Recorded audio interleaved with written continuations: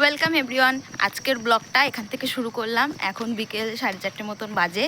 আজকে আমি আর আমার যা, এই যে আমার যা,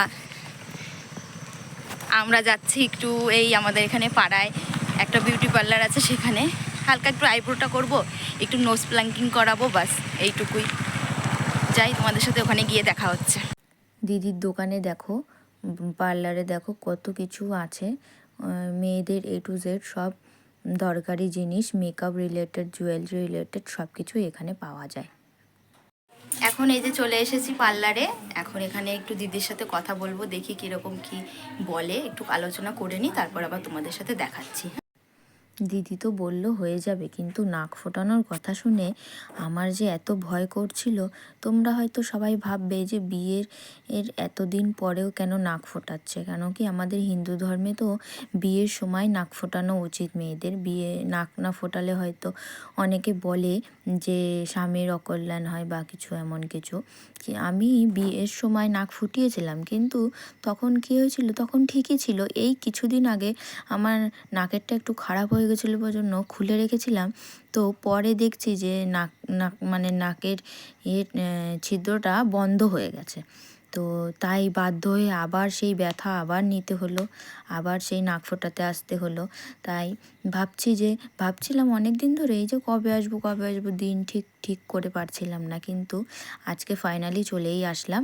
আর সাথে সাথে তোমরাও দেখে নাও, এই যে এখন যখন আমাকে ওই গানটা যখন সেট করছিল তখন এত ভয় করছিল, দেখো আমি ভয়ে আমি হাসবো না কানবো সেরকম একটা ব্যাপার ছিল। কিন্তু সাহস করে তাও বললাম যে না, হ্যাঁ তুমি করো, আমি রেডি আছি। তাও আমার ভেতরে মনের মধ্যে এত ভয় করছিল।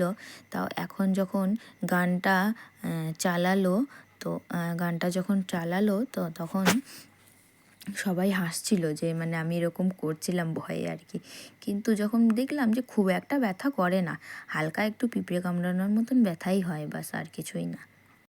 রাস্তায় বেরোলে অনেককে দেখতাম কানে উপরে 2-3টে করে ছিদ্র করাতো, কিন্তু আমার ভয় করতো যে এতগুলো কী করে করাতো। আজকে আমি ভাবলাম যে এটা করা কোনো ব্যাপারই না।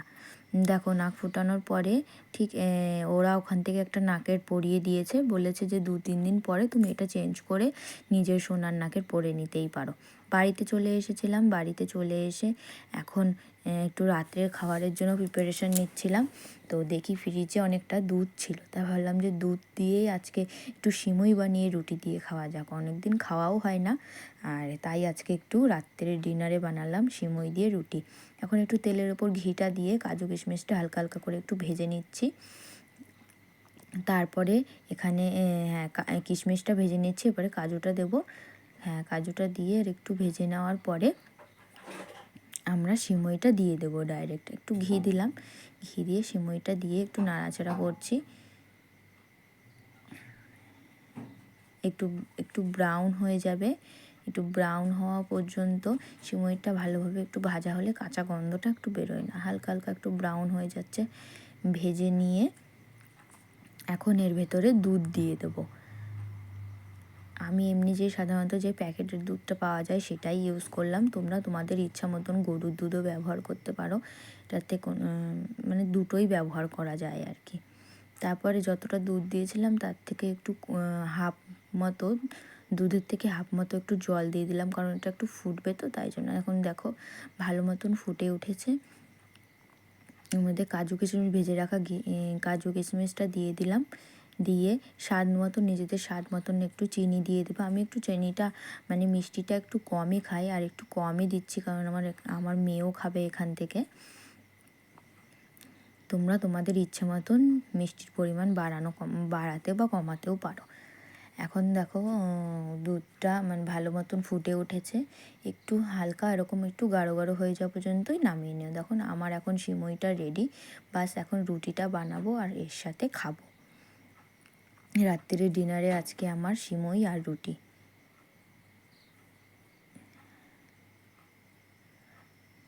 কেমন হয়েছে তোমরাও বলো।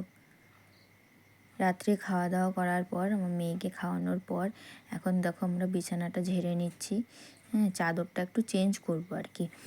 2-4 দিনের মধ্যেই আমার চাদর চেঞ্জ করতে হয়, বেশি দিন রাখতে পারি না। একটা বিছানা চাদর 4 দিনের বেশি আমি মানে রাখতে পারি না, সাথে সাথে আমার চেঞ্জ করে দিতে হয়। এখন আমার দেখো আমার মেয়েও মানে বিছানাটা ঝেড়ে নিচ্ছে। এই যে সোফার এটাকে কি বলবো, মানে বসার ওটা সোফায় যেটা থাকে আর কি আলাদা আলাদা করে, তো সেটা একটা তুলে নিয়ে চলে এসেছে। এটা নিয়ে সারাদিন ও খেলা করে বেড়ায়। এটা নিয়ে আমি বলছি বিছানার থেকে নামতে, কিন্তু কোনো রকমেই কথা শুনছে না। ওটা নিয়ে এখন লাফালাফি করবে, নামবে, আমাকে বিছানা চাদর পাততেই দেবে না। কোনো রকমের একটু ও খেলা করছে, আমি সাইড থেকে চেষ্টা করছি পাতার, কিন্তু কোনো রকমই পাততে দিচ্ছে না। দেখো কীরকম করছে, বিছানা চাদর হাত থেকে কেড়ে নিচ্ছে, বাইক করছে।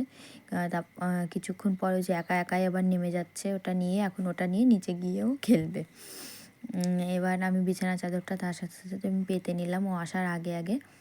তো আজকের ব্লগটা এখানেই এন্ড করব। আর ব্লগটা যদি ভালো লেগে থাকে বা আমাকে যদি ভালো লেগে থাকে তাহলে চ্যানেলটা সাবস্ক্রাইব করে দিও, লাইক করে দিও, শেয়ার করে দিও, আর বেল আইকনটা অন করে রেখো, যাতে আমার নতুন ভিডিও তোমাদের কাছে তাড়াতাড়ি পৌঁছায়। আজকের মতন ব্লগটা এখানেই শেষ করলাম। আমার এখানে